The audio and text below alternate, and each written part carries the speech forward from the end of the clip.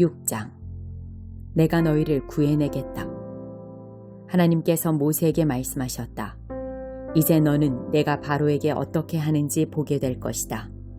그는 강한 손에 떠밀려 그들을 내보낼 것이다. 그는 강한 손에 떠밀려 그들을 자기 땅에서 내쫓을 것이다. 하나님께서 모세에게 말씀하시며 그를 안심시키셨다. 나는 하나님이다. 나는 아브라함과 이삭과 야곱에게 강한 하나님으로 나타났으나 그들에게 하나님 스스로 있는 자라는 내 이름으로 나를 알리지 않았다. 또한 나는 나그네로 머물던 가나안 땅을 그들에게 주기로 그들과 언약을 맺었다. 이제 나는 이집트 사람들이 종으로 부리는 이스라엘 자손의 신음소리를 듣고 나의 언약을 기억했다. 그러니 너는 이스라엘 자손에게 이렇게 전하여라. 나는 하나님이다. 내가 이집트의 혹독한 강제 노동에서 너희를 이끌어내겠다. 내가 너희를 종살이에서 구해내겠다. 내가 직접 나서서 강력한 심판을 행하여 너희를 속량하겠다. 내가 너희를 내 백성으로 삼고 너희 하나님이 될 것이다. 너희는 내가 이집트의 혹독한 강제 노동에서 너희를 이끌어낸 하나님 너희 하나님인 것을 알게 될 것이다. 나는 아브라함과 이삭과 야곱에게 주기로 약속한 땅으로 너희를 데리고 가서 그 땅을 너희에게 주어 너희 나라가 되게 하겠다. 나는 하나님이다. 모세가 이 메시지를 이스라엘 자손에게 전했으나 그들은 모진 종살이에 지치고 낙심하여 그의 말을 들으려고 하지 않았다. 그러자 하나님께서 모세에게 말씀하셨다. 이집트 왕 바로에게 가서 이스라엘 자손을 그의 땅에서 내보내라고 말하여라. 모세가 하나님께 대답했다. 보십시오. 이스라엘 자손도 제 말을 들으려고 하지 않는데 바로가 어찌 제 말을 듣겠습니까? 게다가 저는 말을 더듬습니다. 그러나 하나님께서는 모세와 아론에게 이스라엘 자손과 이집트 왕 바로에 대해 다시 설명해 주시면서 이스라엘 자손을 이집트 땅에서 인도하여 내라고 거듭 명령하셨다. 모세와 아론의 족보. 이스라엘 지파들의 우두머리들은 이러하다. 맏아들 루벤의 아들들은 하녹, 발루, 헤스론, 갈미다. 이들은 루벤 가문이다. 시므온의 아들들은 여무엘, 야민, 오핫, 야긴, 소할, 그리고 가나안 여인이 낳은 아들 사울이다. 이들은 시므온 가문이다. 레위의 아들들의 이름은 태어난 순서대로 적으면 게르손, 고핫, 무랄이다. 레위는 137년을 살았다. 게르손의 아들들은 가문별로 림니, 시므이다. 고핫의 아들들은 아므람, 이스할, 헤브론, 우시엘이다. 고핫은 133년을 살았다. 무라리의 아들들은 마홀리, 무시다. 이들은 태어난 순서로 본 레위의 자손이다. 아므람은 자신의 고모 요게벳과 결혼했는데 그녀가 아론과 모세를 낳았다. 아므람은 137년을 살았다. 이스할의 아들들은 고라, 네벡, 시글이다. 우시엘의 아들들은 미사엘, 엘사반, 시들이다. 아론은 암미나답의 딸이며 나손의 누이인 엘리사바와 결혼했는데 그녀가 나답, 아비후, 엘르아살, 이다말을 낳았다. 고라의 아들들은 아실, 엘가나, 아비아삽이다. 이들은 고라 가문이다. 아론의 아들 엘르아살은 부디엘의 딸 가운데 하나와 결혼했는데 그녀가 비느하스를 낳았다. 이들은 가족별로 본 레위 가문의 우두머리들이다. 하나님께로부터 이스라엘 자손을 가문별로 이집트 땅에서 이끌어내라는 명령을 받은 이들도 아론과 모세이고 이집트 왕 바로에게 가서 이스라엘 자손을 이집트 땅에서 내보내라고 말한 이들도 모세와 아론이다. 내가 너를 바로에게 신과 같이 되게 하겠다. 하나님께서 이집트에서 모세에게 말씀하실 때의 상황은 이러하다. 하나님께서 모세에게 말씀하셨다. 나는 하나님이다. 내가 네게 하는 말을 너는 이집트 왕 바로에게 하나도 빠짐없이 전하여라. 그러자 모세가 대답했다. 보십시오. 저는 말을 더듬습니다. 바로가 어찌 제 말을 듣겠습니까? 9장 12제자를 파송하시다. 예수께서 12제자를 부르셔서 그들에게 모든 귀신을 다루고 병을 고치는 권세와 능력을 주셨다. 예수께서 하나님 나라의 소식을 전하고 병자를 고치는 일을 제자들에게 맡기셨다. 예수께서 말씀하셨다. 잔뜩 준비하지 마라. 간소하게 하여라. 너희 자신을 준비하여라. 고급 여관도 안 된다. 적당한 곳을 찾아가 떠날 때까지 그곳으로 만족하여라. 사람들이 너희를 맞아들이지 않거든 그 마을을 떠나거라. 소란 피울 것 없다. 무시해버리고 너희의 길을 가면 된다. 제자들은 위임을 받고서 길을 나섰다. 그들은 이 마을 저 마을로 다니면서 하나님의 최신 소식, 곧 메시지를 전했고 가는 곳마다 사람들을 고쳐주었다. 통치자 헤롯은 이런 일들이 진행된다는 이야기를 듣고서 어떻게 받아들여야 할지 몰랐다. 요한이 죽은 자들 가운데서 살아났다고 말하는 사람들도 있고 엘리야가 나타났다고 말하는 사람들도 있고 또 옛 예언자가 출현했다고 말하는 사람들도 있었다. 헤롯은 말했다. 하지만 요한은 내가 목을 베어 죽였다. 그런데 계속해서 내 귀에 이야기가 들려오는 이 사람은 누구냐? 궁금한 마음에 헤롯은 예수가 활동하는 모습을 볼 기회를 노렸다. 사도들이 돌아와서 자기들이 한 일을 보고했다. 예수께서는 그들만 따로 데리고 벳세다라 하는 말 근처로 가셨다. 그러나 무리가 눈치를 채고 따라왔다. 예수께서는 그들을 너그럽게 맞아주셨고 하나님 나라에 대해 말씀해 주셨다. 또한 치유가 필요한 사람들을 고쳐주셨다. 너희가 먹을 것을 주어라. 날이 저물자 12제자가 말했다. 무리를 보내서 근처 농가나 마을에서 하룻밤 묵을 곳과 먹을 것을 구하게 해야겠습니다. 여기는 인적이 없는 외딴 곳입니다. 너희가 그들에게 먹을 것을 주어라. 예수께서 말씀하셨다. 제자들이 말했다. 우리에게 있는 것을 다 긁어모았지만 빵 5개와 물고기 2마리뿐입니다. 저희가 직접 읍내에 가서 모두가 먹을 만큼 음식을 사오지 않는 한 그것이 전부입니다. 모인 사람의 수가 5,000명이 넘었다. 예수께서 곧 제자들에게 말씀하셨다. 사람들을 50여 명씩 무리지어 앉게 하여라. 제자들은 말씀대로 했고 곧 모두가 자리에 앉았다. 예수께서 빵 5개와 물고기 2마리를 손에 들고 하늘을 우러러 감사 기도를 드리고 축복하신 다음 빵과 물고기를 떼어 제자들에게 주시며 사람들에게 나눠주게 하셨다. 사람들이 모두 배불리 먹고 나서 남은 것을 거두니 12바구니가 되었다. 주님은 메시아이십니다. 한 번은 예수께서 따로 떨어져서 홀로 기도하시는데 제자들이 가까이에 있었다. 예수께서 물으셨다. 무리가 나에 대해 뭐라고 말하더냐? 나를 누구라고 하더냐? 제자들이 말했다. 세례자 요한이라고 합니다. 엘리야라고 하는 사람들도 있고 옛 예언자 가운데 한 사람이 돌아왔다고 하는 사람들도 있습니다. 그러자 예수께서 물으셨다. 그러면 너희는 나를 누구라고 말하겠느냐? 내가 누구냐? 베드로가 대답했다. 하나님의 메시아이십니다.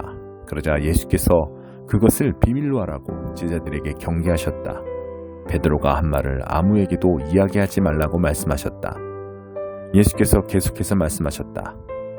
이제부터 인자는 처참한 고난을 받고 종교 지도자와 대제사장과 종교학자들에게 재판에서 유죄를 선고받아 죽임을 당하고 사흘째 되는 날에 다시 살아나야 한다.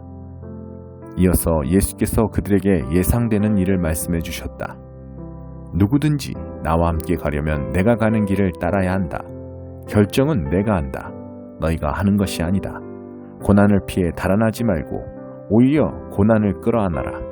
나를 따라오너라. 그러면 내가 방법을 일러주겠다. 자기 스스로 세우려는 노력에는 아무 희망이 없다. 자기를 희생하는 것이야말로 너희 자신, 곧 너희의 참된 자아를 찾는 길이며 나의 길이다. 원하는 것을 다 얻고도 참된 자기 자신을 잃으면 무슨 유익이 있겠느냐. 너희 가운데 누구든지 나와 너희를 인도하는 내 방식을 부끄러워하면 인자도 모든 영광에 쌓여 아버지와 거룩한 천사들과 함께 올 때 그를 더 부끄럽게 여길 줄로 알아라. 이것은 믿을 수 없는 훗날의 이야기가 아니다. 잘 알아두어라. 여기 서 있는 사람들 가운데 그런 일이 일어나는 것을 볼 사람들도 있다.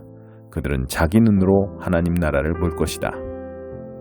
영광 가운데 계신 예수, 그 말씀을 하시고 여드레쯤 지나서 예수께서 베드로와 요한과 야고보를 데리고 기도하러 산에 올라가셨다. 기도하는 중에 그분의 얼굴 모습이 변하고 그분의 옷이 눈부시게 하얘졌다. 동시에 두 사람이 거기서 예수와 이야기하고 있었다. 알고 보니 그들은 모세와 엘리야였다. 그들의 모습이 몹시 영광스러웠다. 그들은 예수께서 예루살렘에서 이루실 일, 곧 그분의 떠나심에 대해 이야기를 나누었다. 한편 베드로와 그 일행은 잠에 취해 있었다. 그들이 깨어 눈을 비비며 보니 예수께서 영광 가운데 계시고 그 곁에 두 사람이 서 있는 것이 보였다. 모세와 엘리야가 떠난 뒤에 베드로가 예수께 말했다. 주님, 지금은 중대한 순간입니다. 기념비 셋을 세우는 것이 어떻겠습니까? 하나는 주님을 위해, 하나는 모세를 위해, 하나는 엘리야를 위해서 말입니다. 이것은 베드로가 무심코 내뱉은 말이었다. 베드로가 이렇게 말을 하고 있는데 비처럼 환한 구름이 그들을 덮었다. 구름 속에 묻히자 그들은 하나님을 깊이 느끼게 되었다. 그때 구름 속에서 한 음성이 들렸다. 이는 내 아들, 내가 택한 자다. 그의 말을 들어라. 그 음성이 사라지자 그곳에 예수만 홀로 계셨다. 그들은 한동안 할 말을 잃은 채로 있었다. 그들은 자기들이 본 것을 그때에는 아무에게도 말하지 않았다. 이튿날 그들이 산에서 내려오니 큰 무리가 그들을 맞이했다. 무리 가운데 한 사람이 외쳤다. 부탁입니다, 선생님. 제 아들 좀 봐주십시오. 하나뿐인 제 자식입니다. 귀신이 아이를 사로잡을 때마다 아이는 갑자기 비명을 지르고 격렬을 일으키며 입에 거품을 뭅니다. 귀신은 아이를 때려서 검푸른 멍이 들게 해놓고서야 떠납니다. 제가 아이를 구해달라고 선생님의 제자들에게 부탁했으나 그들은 하지 못했습니다. 예수께서 말씀하셨다. 하나님도 모르고 삶의 중심도 없는 세대여, 내가 같은 말을 몇 번이나 해야 하느냐? 얼마나 더 참아야 하느냐? 내 아들을 이리 데려오너라. 아이가 나오자 귀신은 아이를 바닥에 내동댕이 치고 격년을 일으키게 했다. 예수께서 더러운 귀신에게 나가라고 명하시고 아이를 고쳐서 그 아버지에게 돌려주셨다. 사람들이 모두 고개를 끄덕이며 하나님의 위대하심과 그분의 크신 위엄에 놀라워했다. 내 본분은 삶이지 죽음이 아니다. 사람들이 둘러서서 그분이 하시는 모든 일을 보고 감탄하고 있는데 예수께서 제자들에게 말씀하셨다. 이제 내가 하는 말 하나하나를 마음에 두고 곰곰이 되새겨보아라. 인자는 사람들의 손에 넘어갈 것이다. 제자들은 예수께서 하시는 말씀을 알아듣지 못했다. 마치 예수께서 외국어로 말씀하셔서 그들이 전혀 감을 잡지 못하는 것 같았다. 당황한 그들은 그 말씀이 무슨 뜻인지 예수께 묻지도 못했다. 제자들은 그들 가운데 누가 가장 유명해질지 말다툼을 벌이기 시작했다. 예수께서 그것이 그들에게 아주 중요한 문제인 것을 아시고 어린아이 하나를 곁으로 데려와 말씀하셨다. 누구든지 이 아이를 나로 여기고 받아들이는 사람은 곧 나를 받아들이는 것이다. 또한 누구든지 나를 받아들이는 사람은 나를 보내신 분을 받아들이는 것이다. 이와 같이 내세울 때가 아니라 받아들일 때 큰 사람이 된다. 중요한 것은 눈에 보이는 크기가 아니라 너희의 영이다. 요한이 당당히 말했다. 주님, 어떤 사람이 주님 이름으로 귀신을 쫓아내는 것을 보고 우리가 막았습니다. 그가 우리에게 속한 사람이 아니어서 그렇게 했습니다. 예수께서 말씀하셨다. 그를 막지 마라. 그가 적이 아니라면 곧 우리 편이다. 승천하실 때가 가까워오자 예수께서 마음을 단단히 먹고 용기를 내어 예루살렘을 향해 길을 떠나셨다. 예수께서 심부름꾼들을 앞서 보내셨다. 그들은 그분을 맞을 곳을 준비하려고 사마리아의 어느 마을로 갔다. 그러나 그분의 행선지가 예루살렘이라는 것을 안 사마리아 사람들은 그분을 맞아들이지 않았다. 제자인 야고보와 요한이 그 이야기를 듣고 말했다. 주님, 우리가 하늘에서 번갯불을 내려오게 해서 저들을 태워버릴까요? 예수께서 그들을 꾸짖으셨다. 옳지 않다. 그들은 다른 마을로 발걸음을 옮겼다. 길을 가고 있는데 어떤 사람이 자기도 함께 가도 되는지 물었다. 그는 어디든지 주님과 함께 가겠습니다 하고 말했다. 예수께서 잘라 말씀하셨다. 고생할 각오가 되어 있느냐? 너도 알다시피 우리가 묵는 곳은 인류 호텔이 아니다. 예수께서 또 다른 사람에게 말씀하셨다. 나를 따라오너라. 그가 말했다. 그렇게 하겠습니다. 하지만 며칠 말미를 주십시오. 아버지 장례 준비를 해야 합니다. 예수께서 거절하셨다. 중요한 일이 아니다. 내 본분은 삶이지 죽음이 아니다. 삶은 긴박하다. 하나님 나라를 알려라. 그때 또 다른 사람이 말했다. 주님, 저는 주님을 따라갈 준비가 되었습니다. 하지만 먼저 집에 정리할 일이 있으니 허락해 주십시오. 예수님께서 말씀하셨다. 머뭇거리지 마라. 뒤돌아 보지도 마라. 하나님 나라를 내일로 미룰 수는 없다. 오늘 기회를 잡아라. 23장. 욥이 대답했다. 나는 잠잠히 있지 않겠네. 물러서지 않을 것세. 나의 항변은 정당하네. 하나님이 나를 이렇게 대하실 수는 없어. 공정하지 않아. 하나님을 어디에서 찾을 수 있는지만 알면 당장 그분께 가련만. 그분을 뵙고 나의 사정을 설명하고 그분 앞에서 직접 나의 주장을 펼치련만. 그분의 생각을 정확히 파악하고 그분의 의도를 알아낼 수 있으련만. 그분이 나를 물리치시거나 힘으로 누르실 것 같은가? 아닐세. 그분은 내 말을 진지하게 들어주실 거네. 내가 올곧게 살아온 사람임을 알아보실 거네. 재판관께서 내 모든 혐의에 대해 무죄 판결을 내리실 거네. 동쪽으로 가서 찾아도 그분은 보이지 않고 서쪽으로 가도 흔적이 없구나. 북쪽으로 가보아도 자취를 숨기셨고 남쪽에 가도 뵐 수가 없구나. 그러나 그분은 내가 어디에 있으며 내가 무엇을 하는지 아신다네. 그분이 아무리 철저히 나를 시험하셔도 나는 영예롭게 그 시험에 합격할 것세. 나는 가까이에서 그분을 따랐고 그분의 발자취를 쫓았네. 한 번도 그분의 길에서 벗어나지 않았네. 나는 그분의 말씀을 모두 지켰고 그분의 조언을 따랐으며 그것을 소중히 간직했네. 그러나 그분은 절대 주권자시니 누가 그분께 따질 수 있겠는가? 원하는 일을 원하실 때 행하시는 분이 아닌가? 그분은 나에 대해 정하신 일을 빠짐없이 이루실 것이고 그 외에도 하고자 하시는 모든 일을 이루실 것이네. 그러니 그분 뵙기가 두려울 수밖에 없지 않겠는가? 생각만 해도 두려워지는구나. 하나님이 나를 낙심하게 하신다. 전능하신 하나님이 나를 벌벌 떨게 하신다. 나는 칠흑 같은 어둠 속에 있어. 손을 눈앞에 갖다 대도 아무것도 보이지 않는다. 10장. 친구 여러분, 우리의 역사를 떠올려 경계를 삼기 바랍니다. 우리 조상들은 모두 하나님의 섭리로 구름의 인도를 받았고 기적적으로 바다를 건넜습니다. 모세가 그들을 종의 상태에서 구원으로, 죽음에서 생명으로 이끌 때 그들은 우리가 세례를 받듯이 물속을 지났습니다.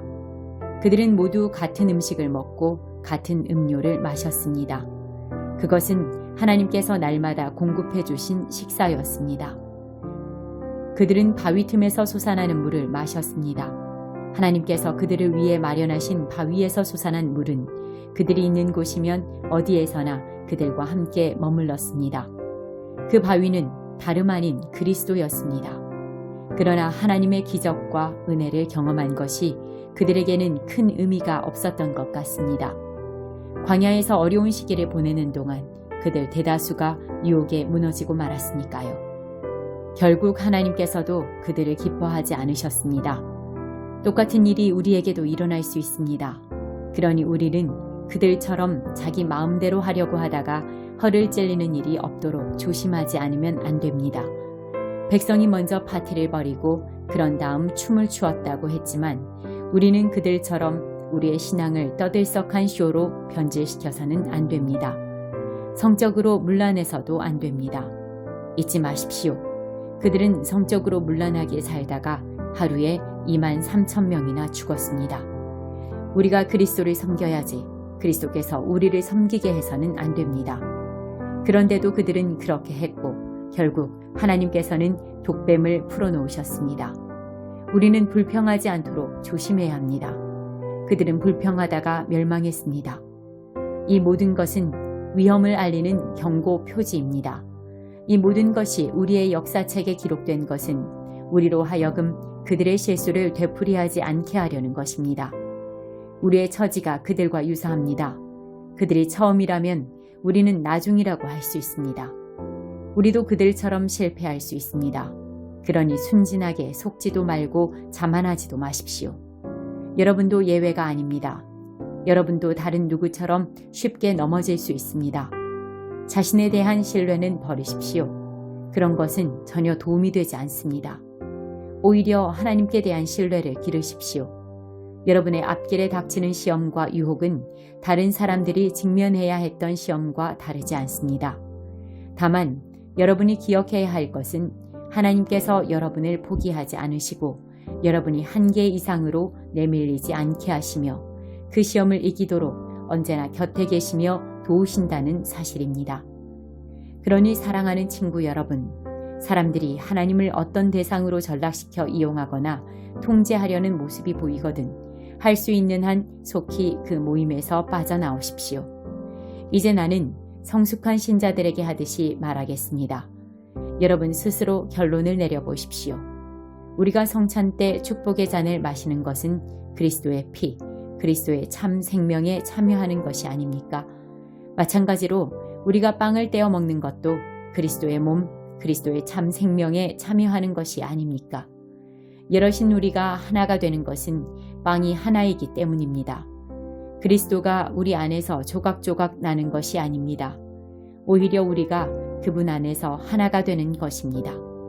우리가 그리스도를 우리의 모습으로 축소시키는 것이 아니라 오히려 그리스도가 우리를 그분의 모습으로 끌어올리십니다. 옛 이스라엘에서도 그런 일이 일어났습니다. 하나님의 제단에 바친 제물을 먹는 사람은 하나님의 활동에 참여한 사람이 되었던 것입니다.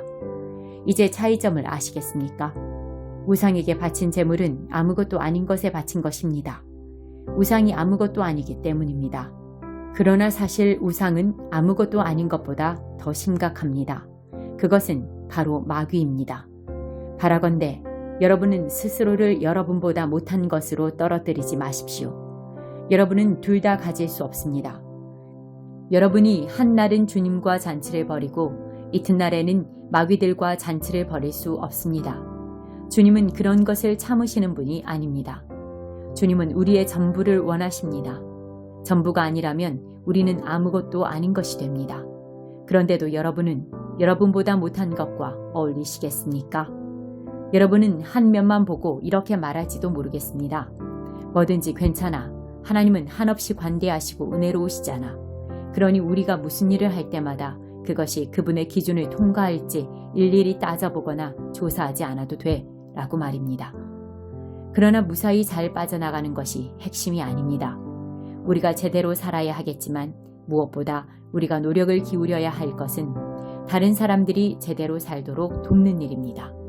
이것을 행동의 근거로 삼으면 나머지는 상식선에서 해결됩니다. 예를 들어 정육점에서 판매하는 것은 무엇이든 먹어도 됩니다. 정육점에서 파는 고기마다 우상에게 바친 것인지 아닌지 따질 필요가 없습니다. 결국 땅과 거기서 난 모든 것이 하나님의 것이니까요. 정육점에서 판매하는 양의 다리도 땅에서 난 모든 것에 포함됩니다. 믿지 않는 사람이 초대한 저녁 식사에 여러분이 가고 싶다면 가서 마음껏 즐기십시오. 여러분 앞에 차려진 음식은 무엇이나 드십시오. 여러분을 초대한 사람에게 차려진 음식마다 윤리적으로 깨끗한 것인지 일일이 추궁하듯 묻는다면 그것은 예의에 어긋난 행위이며 바람직한 영성도 아닙니다. 그러나 여러분을 초대한 사람이 일부러 이것과 저것은 우상에게 바친 음식입니다 하고 말해주거든 그 음식은 먹지 않는 것이 좋습니다. 여러분은 그 음식이 어디에서 왔든 개의치 않겠지만 여러분을 초대한 사람은 그렇지 않습니다. 여러분은 그 사람에게 여러분이 예배하는 분에 관해 혼란스러운 메시지를 주어서는 안 되기 때문입니다. 이처럼 특별한 경우가 아니라면 나는 속 좁은 사람들이 하는 말에 마음 졸이며 신경 쓰지 않겠습니다. 나는 마음 편히 처신하겠습니다. 마음이 넓으신 주님께서 어떻게 말씀하셨는지 알기 때문입니다. 내 앞에 차려진 음식을 먹으면서 식탁에 놓인 것을 두고 하나님께 감사드린다면 그런 내가 어떻게 남이 하는 말을 두고 마음을 졸이겠습니까? 내가 그 음식에 대해 하나님께 감사드렸고 하나님께서도 그 음식을 축복해 주셨는데 말입니다. 그러니 남들이 여러분을 두고 뭐라고 말하든지 신경 쓰지 말고 마음껏 드십시오. 결국 여러분이 음식을 먹는 것은 하나님의 영광을 위한 것이지 사람들을 기쁘게 하기 위해 먹는 것이 아니기 때문입니다. 무슨 일을 하든지 그렇게 하십시오. 마음을 다하여 자유롭게 하나님의 영광을 위해 하십시오. 그러나 여러분의 자유를 지각 없이 행사하지는 마십시오. 여러분만큼 자유롭지 못한 사람들의 감정을 상하게 하지 마십시오. 나는 이 모든 문제에서 모든 사람의 기분을 헤아리려고 최선을 다하고 있습니다. 여러분도 그렇게 하기를 바랍니다.